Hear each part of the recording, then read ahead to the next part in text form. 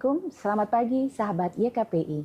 Saya Aya Sofia, salah satu pengurus Yayasan Kanker Payudara Indonesia yang merupakan penyintas kanker payudara. Pada bulan Kanker Payudara Internasional ini, Yayasan Kanker Payudara Indonesia mempunyai program Bincang Santai, Saling Jaga, Saling Peduli dengan tokoh-tokoh yang berperan dalam mengawal Yayasan Kanker Payudara Indonesia menjalankan visi misinya, yaitu menekan angka kejadian kanker payudara stadium lanjut. Adapun serial kelima ini merupakan podcast penutup pada bulan Kanker Payudara Internasional. Pada kesempatan kali ini, saya ditemani oleh Dr. Bagus Sulistyo Budi, SPKJ MKes. Beliau adalah KSPI, Kepala Satuan Pengawas Internal di Rumah Sakit Angkatan Darat Gatot Subroto. Dokter kelahiran Pekalongan 14 Maret 69, berpangkat Brigjen TNI, menyelesaikan pendidikan S1, S2, S3, dan spesialis di UNS Surakarta. Beliau aktif di keanggotaan profesi Persatuan Dokter Spesialis Kedokteran Jiwa Indonesia, Ketua POKDI Psikometri dan Riset Pengurus Pusat PDSKJI, Ketua Seksi Psikiatri Militer PPPDSKJI, Ketua Seksi Hipnosis Kedokteran Jiwa PPPDSKJI. Dan beliau aktif sebagai narasumber melakukan penelitian dan workshop sesuai bidang profesi. Selamat pagi, Dok. Selamat pagi. Apa kabar, Dok? Baik. Sehat ya, Dok ya? Siap. Saya baca CV-nya dokter. Wow, banyak banget dokter. Berarti sibuk banget ya, Dok. Apalagi ini tugas yang KSP ini ya, Dok ya? Betul. Ya, terima kasih banyak telah meluangkan waktu untuk YKPI. Baik. Ya, Dok. Baik, Dok. Kami akan berbincang dengan dokter ini, Dok. Tentang sesuai dengan profesi dokter. Kami yang pertama, Dok, kita langsung ngobrol nih ya, Dok ya. Monggo silakan. Nah, Dok, kita kan sebagai pasien, pendamping, keluarga, dan orang yang di sekitar pasien kanker payudara itu memerlukan komunikasi yang lancar ya, Dok ya, agar tujuan untuk pasien itu mendapat kualitas hidup yang lebih baik. Nah, apa, Dok? Formula bicara dari hati ke pasien dan keluarganya, Dok. Silakan, Dok. Baik, terima kasih Mbak Aya. Sahabat YKPI semua, memang salah satu kunci dalam kita menangani penyintas kanker ini salah satunya adalah komunikasi efektif. Ya. Ternyata komunikasi ini juga tadi melibatkan tadi selain pada pasien, ternyata ada pihak keluarga. Betul. Yang sebagai penumpang, caregiver-nya, dan juga beberapa orang yang peduli pada penyintas kanker ini. Ya, kalau dikatakan kata kuncinya adalah bahwa kita harus mempunyai rasa empati. Jadi empati itu artinya bahwa kita bisa meraba rasakan apa yang dia alami, bisa menyelami apa yang dirasakan, namun kita juga bersikap netral, itu namanya empati. Ya, kemudian dengan demikian rasa dipahami, rasa dimengerti dari penyintas ini bisa tahu. Itu adalah salah satu harapan dari penyintas kanker, agar dia secara fisik sudah menderita adanya gangguan, adanya sakit yang jelas, tetapi secara mentali, secara emosional, dia merasa dipahami, merasa dimengerti, disayangi, dan dilindungi. Ada yang mendampingi dia dalam proses dia menjalani proses terapi untuk mencapai tentunya kesembuhan dan kualitas yang lebih baik tentunya ya. Itu dibutuhkan rasa empati tadi. Ya, empati di sini tadi adalah berbagai macam hal yang ketika kebutuhannya sesuaikan dengan ketika dia butuh pemahaman tentang kankernya, bisa juga kalau dia ada perasaan muncul lah, mungkin perasaan cemas, takut, mungkin juga sedih, itu ada juga yang memahami, komunikasinya cukup baik untuk mengatasi hal yang terkait masalah mental emosionalnya. Jadi ini mereka butuh dukungan, butuh dipahami dulu, butuh dipengerti. Salah satu komunikasinya termasuk dari keluarga, harus dia menerima dia apa adanya. Ya, itu juga memahami ketika si penyintas ini merasa diterima dimanapun, kemudian rasa dipahami, dimengerti, dan dia ada pendukung, katalah ada yang siap menolong, entah dari keluarga, entah dari tenaga kesehatan atau dari teman-teman yang membantu dari ini, dia merasa ada kekuatan lebih sehingga dalam menghadapi apa yang dialaminya, dia lebih kokoh, lebih percaya diri, dan membangun kepercayaan diri untuk dia hidup lebih sehat mengatasi permasalahan dengan sakit kanker yang dideritanya. Demikian Ibu. Baik, terima kasih Dok. Terus ada Dok, ini saya pernah dengar bahwa terkadang kalau kita berbicara itu mungkin ada kalanya pasien itu tidak terima ya Dok ya. Iya. Nah ada yang bilang cukup dengan dipeluk Dok. Itu Iya. apakah betul Dok? Ya, tidak salah, Ya. namun juga kurang lengkap mungkin ya. Oh, bagaimana Dok baiknya? Kalau bicara peluk itu sebenarnya adalah bahasa-bahasa penerimaan. Yang jelas kebutuhan tadi dipahami, dimengerti, termasuk diterima dia dalam kondisi apapun ini adalah rasa aman yang dia ingin dapatkan. Seringkali mungkin kalau kita bicara tidak profesional, bicara kita mungkin nggak sesuai dengan yang dia harapkan. Tapi kalau ada bahasa tubuh yang hanya di kadel atau dipeluk atau itulah dia akan merasa dimengerti lebih. Walaupun 1000 kata apapun, dengan bahasa yang touch atau sentuhan atau pelukan atau kadel ya, itu membuat dia itu lebih dimengerti dari segala, mungkin diwakili oleh omongan yang banyak pun kadang nggak. Nah tiap orang itu beda-beda. Ada yang ketika orang yang mungkin sangat rasional dan kognitif, dia mungkin lebih nyaman dijelaskan. Tapi ada beberapa orang yang dengan sentuhan sederhana saja, dia itu udah ngerti kok bahasa tubuh itu artinya, maknanya apa dia dapatkan. Ada, jadi gaya seseorang itu yang kadang berbeda-beda, pengalaman juga beda-beda ya. Begitu orang itu memang sebetulnya memeluk kadel itu sudah terjadi sejak di dalam kandungan.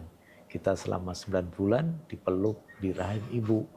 Rahim adalah organ cinta kasih atau kasih sayang. Sehingga ketika ada yang memeluk seperti di rahim ibu, dia rasanya sangat nyaman. Itu yang dibutuhkan. Kuncinya adalah untuk mendapatkan entah bicara yang panjang, penerangan yang dengan empati, ataukah pelukan, itu intinya bagi si penyintas adalah memberikan rasa aman, rasa damai, dan rasa memberikan ada kekuatan, dia dimengerti.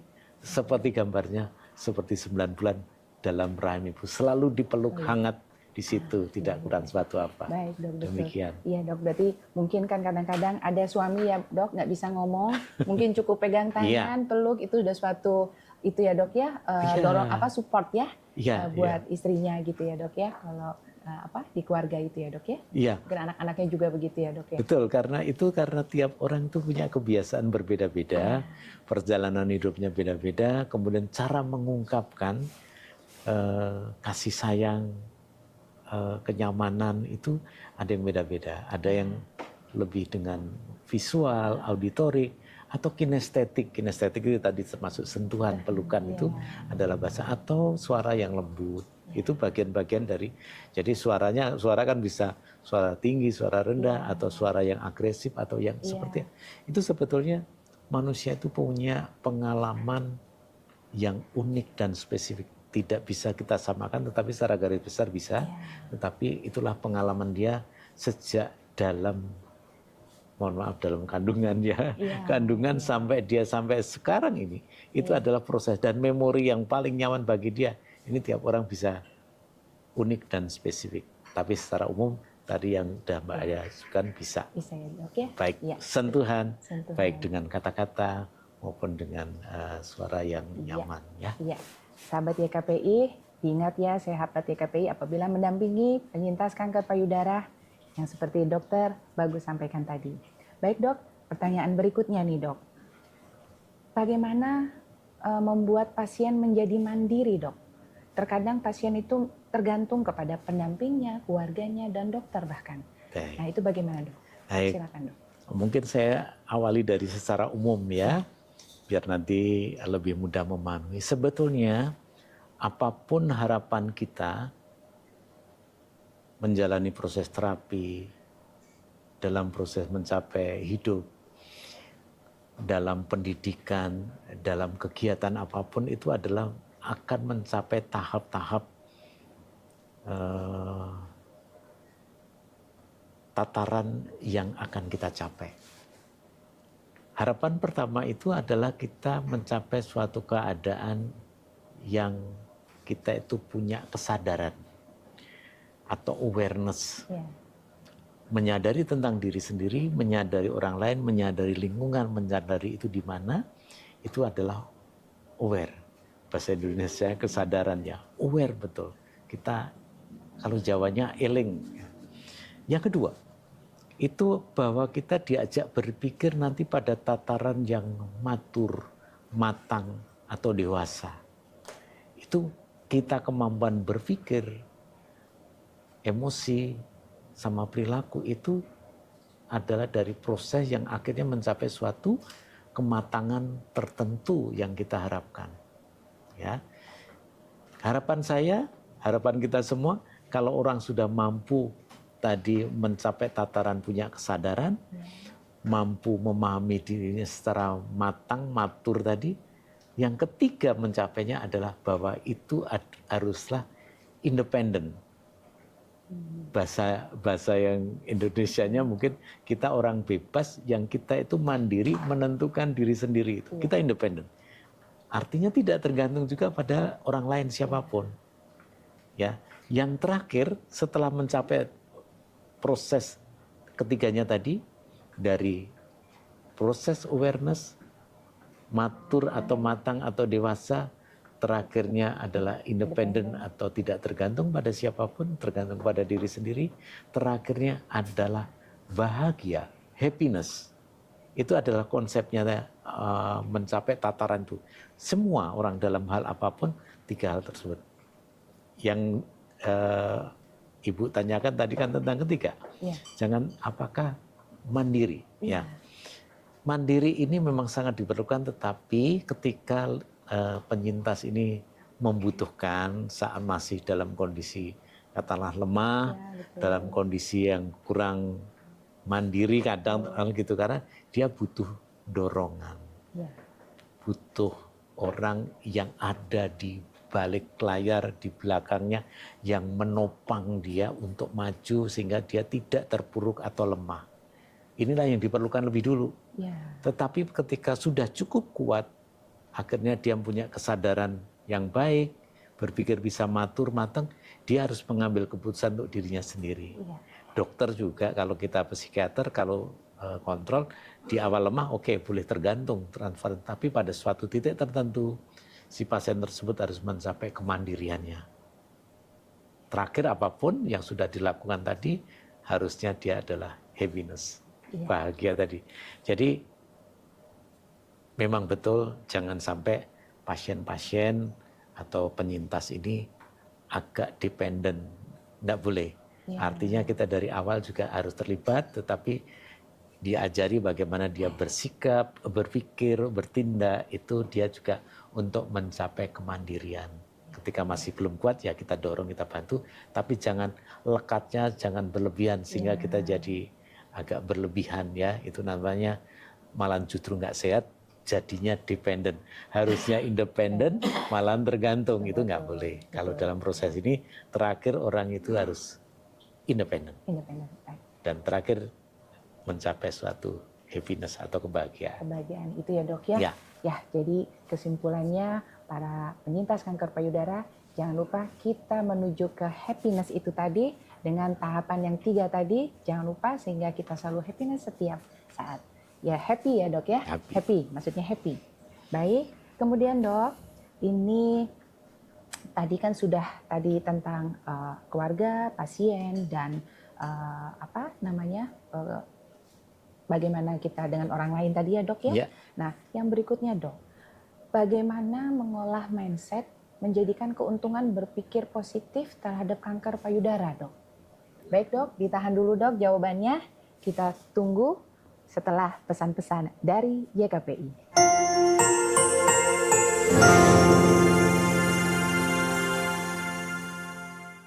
Ada beberapa perubahan, kelainan, atau gejala yang perlu kita perhatikan saat melakukan sadari. Teraba benjolan, penebalan kulit, perubahan bentuk dan ukuran payudara, nyeri, pengerutan kulit payudara, keluar cairan dari puting susu, penarikan puting susu ke dalam, luka pada payudara yang tidak kunjung sembuh, terdapat cekungan kulit seperti lesung pipit. Pertama, berdiri tegak di depan kaca. Perhatikan dengan teliti payudara kita di muka cermin, dengan kedua lengan lurus ke bawah. Perhatikan ya, bila ada benjolan atau perubahan bentuk dan ukuran payudara. Oh iya, ukuran payudara kanan dan kiri berbeda dari awal atau sejak lahir itu normal. Tetapi bila terjadi perubahan bentuk itu hal yang perlu diwaspadai. Angkat kedua lengan ke atas, sampai posisi kedua lengan berada di belakang kepala, dorong siku ke depan dan cermati bentuk payudara. Agar benjolan dan cekungan pada payudara lebih terlihat, kita bisa melakukan gerakan yang akan menegangkan otot-otot dada seperti berikut. Simpan kedua tangan di pinggul, tekanlah kedua tangan kuat-kuat pada pinggul, dan gerakan kedua lengan dan siku ke depan sambil mengangkat bahu. Angkat lengan kiri ke atas, dan tekuk siku sehingga tangan kiri memegang bagian atas kepala belakang. Rabalah payudara kiri dengan 3 ujung jari-jari tengah lengan kanan yang dirapatkan. Lakukan perabaan dengan 3 cara ini. Gerakan memutar dengan tekanan lembut tetapi mantap, dimulai dari pinggang atas, posisi jam 12, dengan mengikuti arah jarum jam dan bergerak semakin ke tengah ke arah puting susu. Gerakan dari atas ke bawah dan sebaliknya. Gerakan dari bagian tengah ke arah luar. Ulangi gerakan yang sama pada payudara kanan kalian dan cek hal yang sama. Pencet pelan-pelan daerah sekitar puting kedua payudara. Cermati jika ada cairan yang tidak normal atau tidak biasa keluar dari puting. Pada posisi tidur, berbaringlah dengan tangan kiri di bawah kepala, letakkan bantal kecil di bawah bahu kanan, rabalah seluruh permukaan payudara kiri dengan gerakan seperti yang sudah dilakukan pada tahap 3. Lakukan pemeriksaan yang sama untuk payudara kanan. Saat melakukan sadari, perhatikan secara khusus payudara bagian atas dekat ketiak, baik di bagian kanan maupun kiri. Banyak dari kasus tumor payudara ditemukan di daerah tersebut. Sadari harus dilakukan setiap bulan ya teman-teman. Dengan melakukan secara rutin, kita akan mengetahui perubahan yang terjadi pada payudara kita. Jika saat melakukan sadari kamu menemukan perubahan atau benjolan pada payudara, tetap tenang, karena tidak semua benjolan itu adalah kanker. Dan ceritakan pada orang tua atau keluarga terdekat. Penting sekali dukungan mental dari keluarga. Jadi, libatkan keluargamu di masa sulit ya.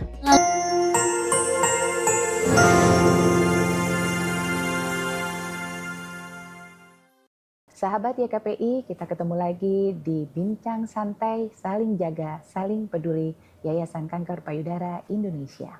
Baik dok, tadi pertanyaannya sudah kami sampaikan, bagaimana jawabannya dok? Silakan dok. Baik, dalam perjalanan hidup apapun itu, harusnya kita punya suatu harapan, suatu hope. Itu tentunya hope-nya yang baik. Orang nyebutnya yang positif. Orang itu harapannya, keinginannya, atau cita-citanya itu harusnya tinggi, mulia, dan baik, dan sehat. Termasuk dalam hidupnya. Ketika itu kita mencapai pada titik yang sudah katakanlah itu bagus. harapan yang cukup baik atau harapan yang selalu membuat suatu hal yang positif. Harapan kita seperti itu sebetulnya. Nah, ini saya jelaskan begini. Setiap orang tentunya pengen memaknai hidupnya. Makna hidup ini tentunya dia akan memaknai dirinya yang baik. Makanya para penyintas siapapun itu dalam perjalanan hidup, entah sehat, entah sakit, entah dalam kondisi apapun, kita selalu punya harapan yang baik. Karena hidup sendiri itu adalah harapan. Harapan yang positif.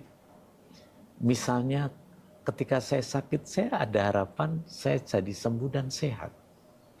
Ketika saya belum bisa atau masih salah, saya bisa belajar untuk menjadi lebih baik. Inilah yang harus kita tanamkan, bahwa setiap orang mempunyai hope yang sehat dan baik tadi itu. Ya, jadi sahabat-sahabat dalam perjalanan hidup harus ada semangat mempunyai harapan yang baik. Ketika harapan ini terbaik, semuanya kekhawatiran, kecemasan akan suatu hal yang akan terjadi, itu akan sedikit demi sedikit berkurang. Karena kita lebih mendominasi pikiran kita, harapan kita adalah sesuatu yang positif, yang baik. Contohnya bahwa saya apapun yang saya kerjakan adalah sehat. Ketika mau makan, makanan yang disediakan untuk saya yang saya makan ini adalah menyehatkan saya.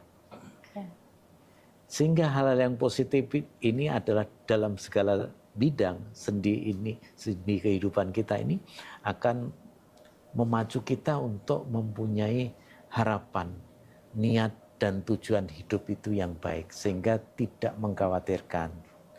Ketika dihadapkan suatu pada problem, masalah, kita tetap selalu berharap mempunyai solusi dan harapannya tetap baik. Harapan panduan itu seolah-olah mercusuar yang akan kita tuju.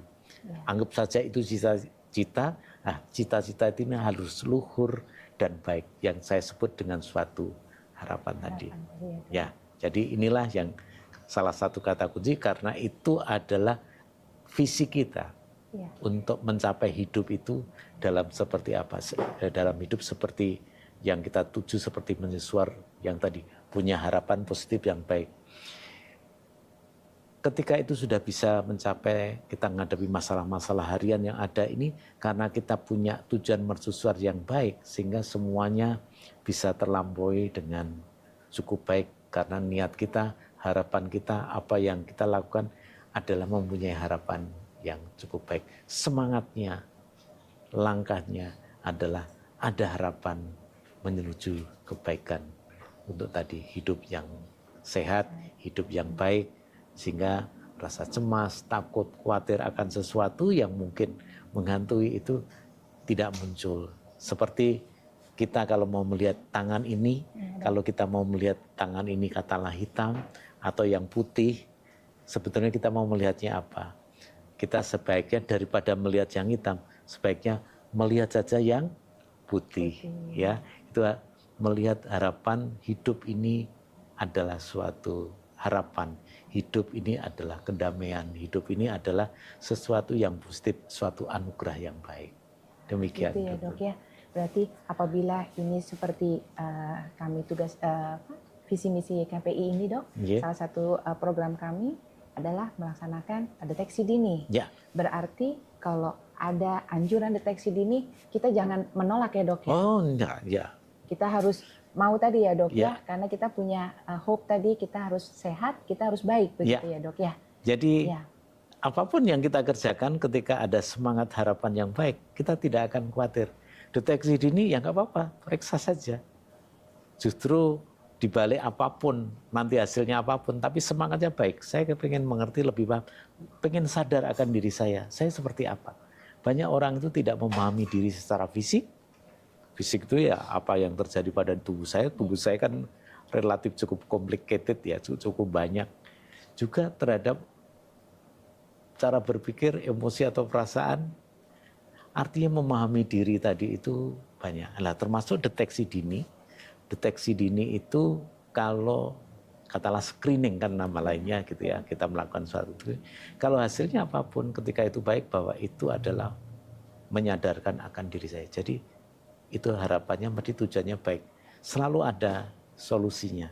Yang penting kita bisa terima kondisi apapun, berdamai dengan diri sendiri. Sehingga yang penting nextnya, langkahnya seperti apa. Kalau kita punya harapan baik, selalu punya harapan untuk melangkah, berpikir atau tindakan yang lebih positif dan baik. Demikian. Terima kasih Dok. Ini pertanyaan terakhir ini, apabila masih agak bingung bagaimana, tadi lihat lagi dari awal podcast kami, itu jawaban-jawaban sudah ada di situ semua. Baik sahabat YKPI, sangat menarik sekali perbincangan kami hari ini dengan Dokter Bagus. Dokter, terima kasih banyak Dokter atas semua yang tadi disampaikan kepada kami, baik itu untuk penyintas, keluarga, dan kita semuanya sahabat YKPI. Dok, terakhir Dok, satu kata tentang pasien kanker payudara. Satu rangkaian kata, saya namar sedikit kepada sahabat YKPI semuanya. Satu kata yang harus dalam hidup kita pedomani, dalam kondisi apapun, dalam situasi apapun, saat ini dan seterusnya, kita menjadi pribadi yang selalu nyaman, tenang, sehat, damai, dan bahagia. Sekali lagi, dalam situasi apapun, dalam kondisi bagaimanapun, mulai sekarang dan seterusnya, kita menjadi pribadi yang tetap nyaman, tenang, sehat, damai, dan bahagia. Terima kasih. Terima kasih Dok. Aduh, saya juga jadi tenang ini Dok. Terima kasih banyak Dok atas semua yang tadi Dokter sampaikan kepada kami Dok. Semoga Dokter sehat terus ya Dok. Dampingi kami YKPI ya Dok. Siap. Apabila kami membutuhkan dokter dan seluruh penyintas kanker payudara di Indonesia ya Dok ya. Terima kasih. Ya. Baik Dokter. Siap. Demikianlah program Bincang Santai Saling Jaga Saling Peduli YKPI. Serial kelima ini merupakan penutup, semoga memberikan wawasan baru, ilmu pengetahuan baru untuk kita semua, sehingga kita mau untuk menjadi manusia-manusia yang sehat. Terima kasih. Salam YKPI, saling jaga, saling peduli.